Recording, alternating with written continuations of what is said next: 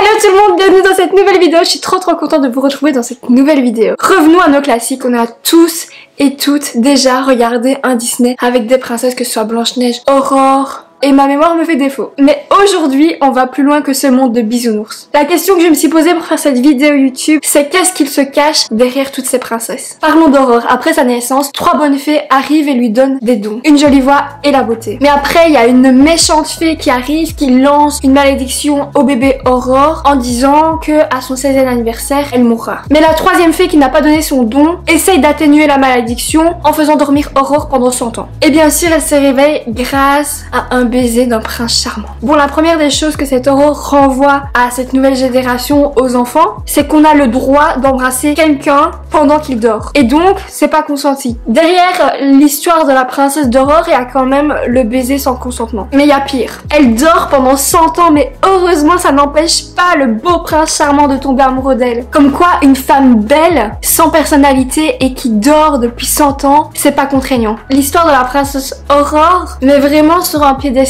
la beauté, la jolie voix, la féminité. Et en fait, la personnalité, ton caractère, tes compétences, tes passions, on s'en fout. Tant que t'es belle et que t'as une belle voix, bah on t'embrassera pendant que tu dormiras.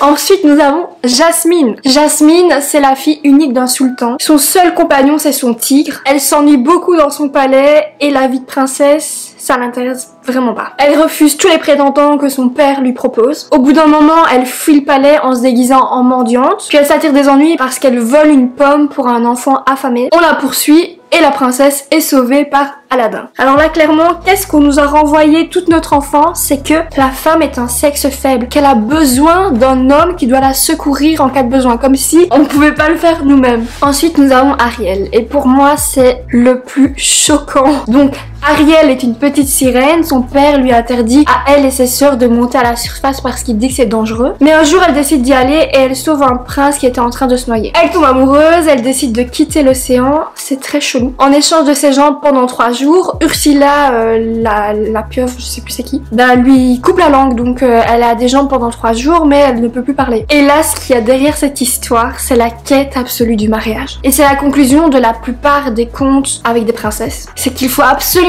trouver l'amour de ta vie, l'âme sœur, pour pouvoir être complète. On nous dit inconsciemment que le mariage c'est la forme absolue d'amour. Et tant pis pour les célibataires. Il y a un truc qui me dérange un peu dans l'histoire d'Ariel, c'est que par amour, elle est prête à abandonner sa voix, à changer d'apparence physique, à quitter son monde, sa famille, parce que l'amour d'un homme, c'est ce qu'il y a de mieux pour une femme. Ça m'écorche la gorge. J'en ai rien à ajouter. Maintenant, je vais vous parler de Réponse. Bon, Réponse, il y a eu des efforts, elle se bat quand même avec une poêle à frire. Donc Réponse, qui c'est une jeune fille qui a été enlevée par une méchante reine. La méchante reine l'a enfermée dans une tour sans porte ni escalier. Un jour, il y a un bandit qui était poursuivi et il grimpe à la tour, il rencontre Réponse, ils essayent tous les deux de s'enfuir de la tour et le reste je vous propose d'aller regarder sur Netflix ou je ne sais où.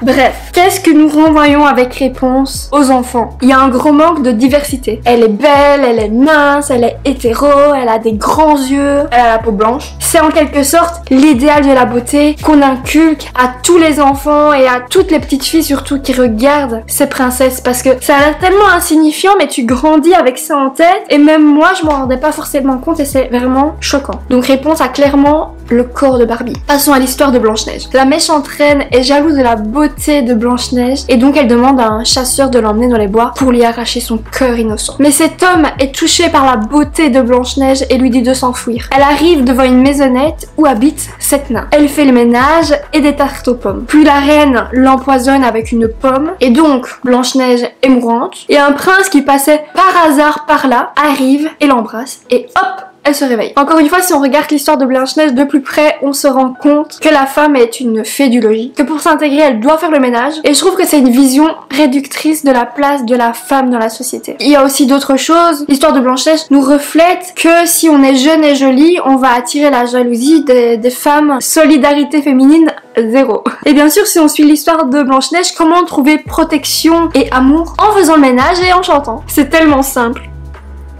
Sans parler de Miroir mon beau miroir qui incite à la comparaison entre chacune de nous et qui met l'ego au sommet et qui en plus insinue qu'il faut être la plus belle. Place à Cendrillon. Cendrillon c'est la fille d'un riche et veuf homme. Elle a aussi une belle-mère qui est méchante et qui a 2 filles. Donc sa belle-mère et ses belles-sœurs lui rendent la vie vraiment dure, mais heureusement ses amis, les oiseaux, lui rendent la vie beaucoup plus belle. Sans oublier ses rêves d'amour qui lui redonnent le sourire. Un jour le roi décide d'organiser un bal pour que son fils puisse se marier. La marraine de Cendrillon, la bonne fée, lui trouve une robe, un carrosse, et vous connaissez la suite, elle va au bal, elle perd sa chaussure à minuit alors qu'elle doit rentrer. Le prince succombe à son charme parce qu'elle a des très jolis pieds. Alors là, clairement, les affreuses belles-mères et belles-sœurs, elles s'en prennent toujours aux femmes, voilà ce qu'on doit retenir. Elle rêve d'une vie meilleure mais se satisfait de son quotidien. Et pour trouver son bonheur et son émancipation, elle attend le prince charmant. Je crois que si on attendait toutes le prince charmant, on serait pas du tout indépendante. Bon, rebelle, je vais pas en parler parce qu'il y a vraiment des efforts, mais Elsa